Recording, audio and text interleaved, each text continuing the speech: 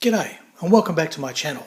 Now this is pretty well where we left the Arizona last time. I started working on this lovely wood deck, and that's just dry fitted, and we got the brass in around the midships. That's all looking good. Everything's right. The little turrets there, the little secondary armour, they're fitting nicely and all of that. There we go. Now the next thing to do is basically to glue down those decks, but can't do that till I paint. Can't paint until basically I have got the barrels in on my turrets, because they'll have to go in first, and then basically I can cement down everything. Oh, listen to the bloody cows today. I've got a frigging mother cow and her two calves outside my place today. Yeah, thank you, Farmer Bob. Anyhow, so chicken and egg stuff. To get the painting done, to get the deck on, I need to do the barrels. Alright, so they're easy, those little ones, and I'll show you that. But the fun ones are when you do the big turrets. Now, this is what you get in the kit. Okay, so it's, you know, it's what it is. Oversized and really sort of pretty badly moulded ladder there. No detail at all on the front. The traverse of the barrels isn't much. They actually don't go up very high at all. Let me see if I can try and show you. That's our maximum elevation from the kit, unless you start doing some major scratch changing. So, you know, it sort of leaves a little to be desired. You could get away with that, sure. Now, what I like to do is do this. And I think you'd have to agree that is a lot prettier. Okay, there's a lot more detail there, and my barrels should, sort of dry fitted, have a lot more traverse. They go right up. Okay. Now, to accomplish this, and if you'd just be quiet please, Mr. Cow, or Miss Cow, to accomplish this sort of look, you're going to need a few things, and it's not hard. This is not a difficult thing to do. It just requires a bit of patience and having the right tools and equipment. So let's get on with it. What do you need? So what do you see out of your modelling window? Well, this is what I get out of the room that I model. I know I'm shooting through a screen in a blind, but I get frolicking calves. Yes, there you go. Moo! Moo! Yes, hello cow. Alright, so how do we turn that into that? Well, it's not that hard. It really isn't.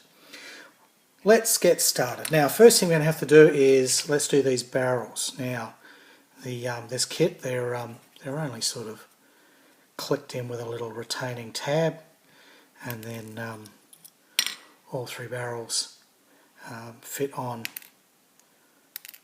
a central T-piece, which actually contains the barrel. Now what we're going to need to do is we have to figure out what we need to retain. Oh, thank you, Mr. Cow. The cows are enjoying this too. So we need to figure out what we need to retain and what we're going to get rid of. So there's the metal barrel, right? Now, the barrel will need to mate up to the central drum there, because I still need that because I want to retain the pivoting action. And the same here with these side pieces.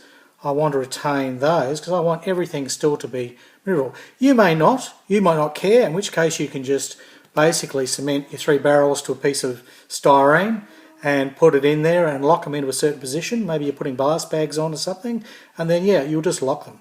But I'm going to do it this way because I want to have the full functionality.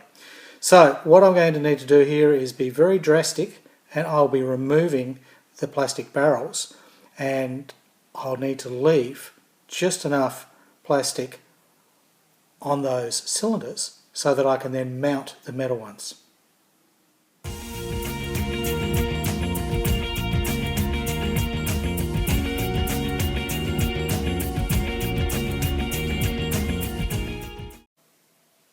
Now that I've successfully removed the barrel from this part, we can look at mating the new metal barrel to it. Now, most metal barrels have got a little a little knobbly bit, a little nipply bit there, right? And that's designed so that they can be clicked in and cemented easily and they won't flop around. Sometimes they're really small, well they won't. The little ones will just be basically rods that go into holes. And some of the really tiny ones have even got lugs on them because they're so thin they might need sort of slightly larger little lugs. But you'll see that when you pick your barrel and you go to put it in. And it's the same with aeroplanes, it's the same with aircraft. You put in metal barrels sometimes on your aircraft and it's the same sort of thing. There'll be some sort of way that it locates and clicks in. That's usually explained in the instructions, and my instructions just show that there were pins on the back of these and it recommended a 1mm drill bit. Okay, so I've got a whole range of these. These are some of my smaller ones, and a pin vise. And you'll need these kind of tools. They're not expensive. They don't cost much at all. I think the drills probably set me back about 2 shekels, and the pin vise maybe 1 or 2. And once you've got them for ages until you break a bloody drill, of course. And I picked up a 1mm drill bit. I think just at the hardware shop. It's pretty well standard size. All right, so won't need these little fitty ones yet. I will probably go down to the smaller sizes because the instructions recommended 0.5 mm for the small barrels, so I will need that.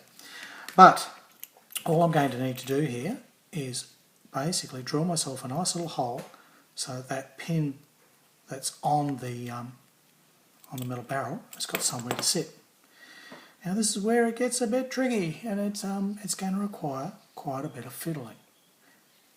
Okay, to do this so that you don't make an almighty mess of it, you'll need a starter hole, pilot hole, right? Just like when you're doing drilling, woodworking or anything like that. So you'll see that's the side that I've cut off, right? Okay, that's the curved bit at the back, and that's the side. Now it's not super pretty, but this doesn't get seen as long as it's functional. Now I'm going to use my X-Acto knife to mark the centre, and I've got to get pretty exact as I can. You can do a little bit of adjustment later, but really try and be as precise as you can with this bit. Otherwise, you can have a lot of alignment issues and all your barrels look pretty wonky. You don't want wonky barrels. Okay, so let me get on with this. Now, as my old woodworking teacher, Mr. Beaver, I don't remember what his real name was, but he used to have these really big teeth. He had these 2 big buck teeth at the front. Boy, did he look like a beaver. Anyhow, Mr. Beaver, my woodworking teacher, he was great. He was a really good teacher.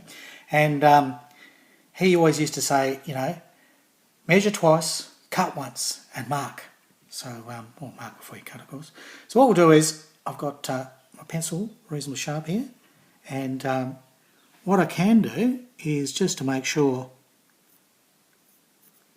I've got something to aim for, is I'll mark. X marks the spot. Right. So that gives me even more help as to where this is going to be. So we'll pop that in there. Oops.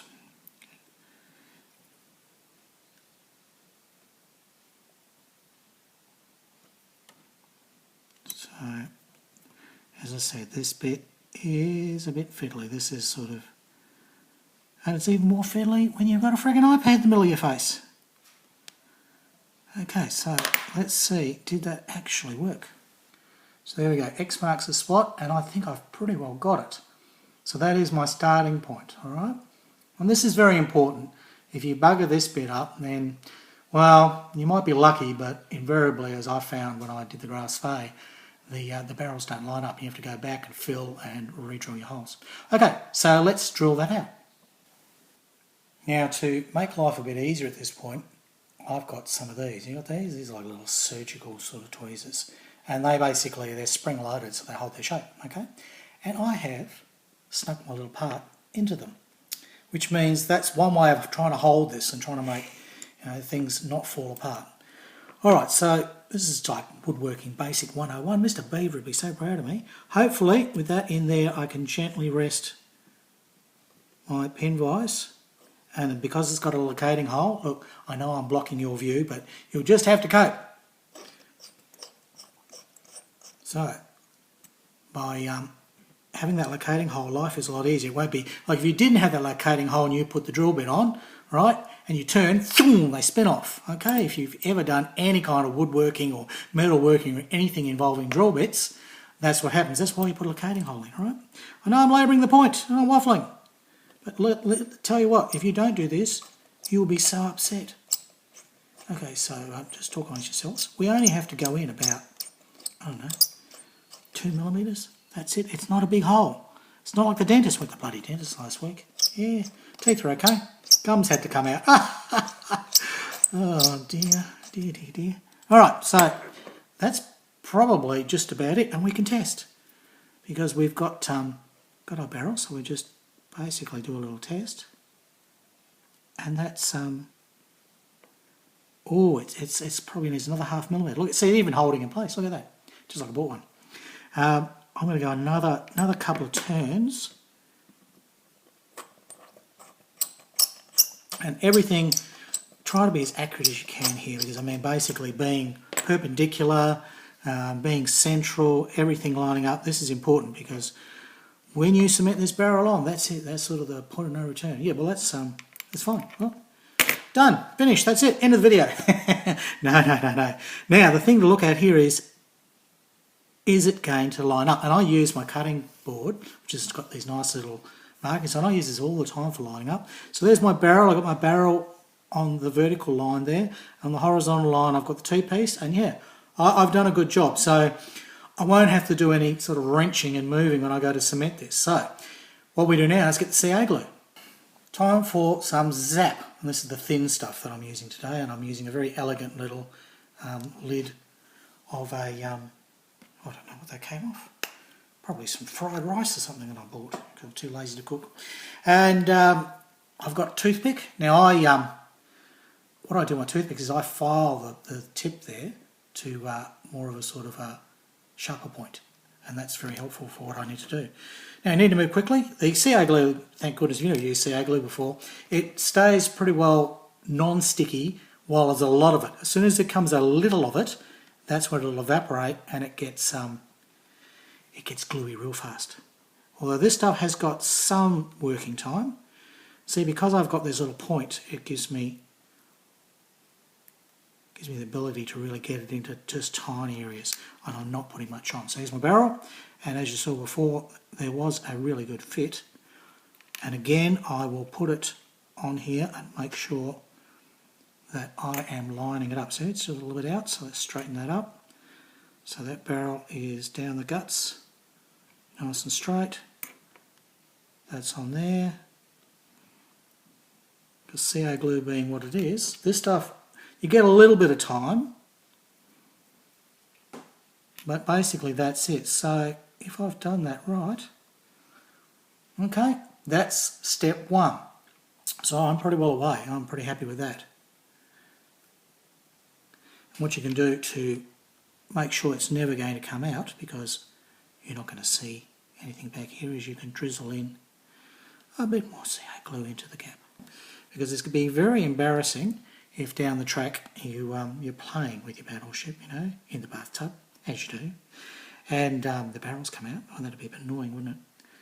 So there we go. Now you could have done this with the white glue, but it wouldn't be as permanent. It really wouldn't. The white glue, I'm not sure if it ever gets wet, or once you start putting a lot of washers and things on, what would happen. And because this is on the inside, and once you've sealed, once you've got the turret on and then you're all buttoned up, well, you want to hope that the bloody thing's not going to move. So there we go, that's stage one. Now, what we want to do is, we've got the two side barrels, okay, I'm going to have to do similar for them. They're a bit easier because they have a bit more movement, but again, I'm going to have to cut the plastic barrels off, cement the metal barrels on, and then once they're dry, they should be able to flick on the ends of this little T-piece, and that's it, our barrels are done.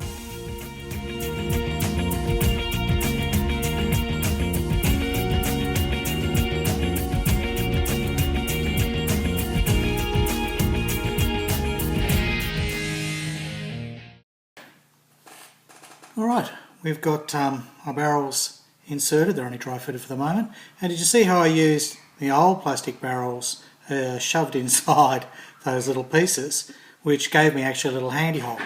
That was just something that came to hand. Now I'll need to remove those now because we need to super glue these up. Now they're not as critical as that centre one. These just have to be reasonably straight. They're certainly nowhere near do they have to be as perfect because the sides can wobble a little bit. That's not really an issue. Alright, so there's one. Rest it over there. It'll cooperate. Rest your little bugger. And other one.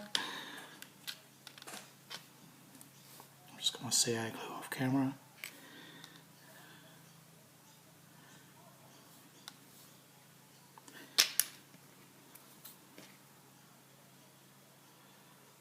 And again, if you've drilled your holes correctly, everything should be at the right angles. You shouldn't have too much to worry about. Easy as that. Don't need the old barrels. Ping, they can go. Moment of truth. The barrels have been sitting there for a while. They've assumed their correct spacing and position, and it's time to put them in the turret. See if all that work has paid off. Well, it should have. Can't see why it wouldn't. Now they fit in there, but the barrels are a lot heavier now. Of course, before they were plastic, now they're metal, so they do require a bit of convincing that that's where they should live.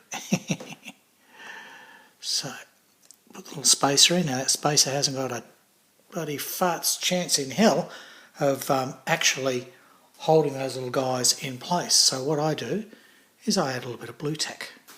Okay, so a little bit of blue tack rolled, make a little sausage, and that helps everything sit in place.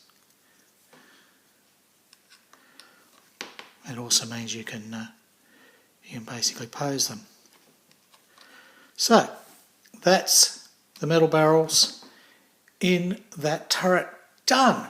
Okay, well, unfortunately this has taken a lot longer than I thought in video. It doesn't seem to take that long when I'm actually doing it. It's all the waffling, I think. Here's the waffling. So to get to the final stage with all the PE, I think that's going to be a part 2. So we'll finish it here so that you can have a rest. You know, you've probably heard me rattle on and prattle on for long enough.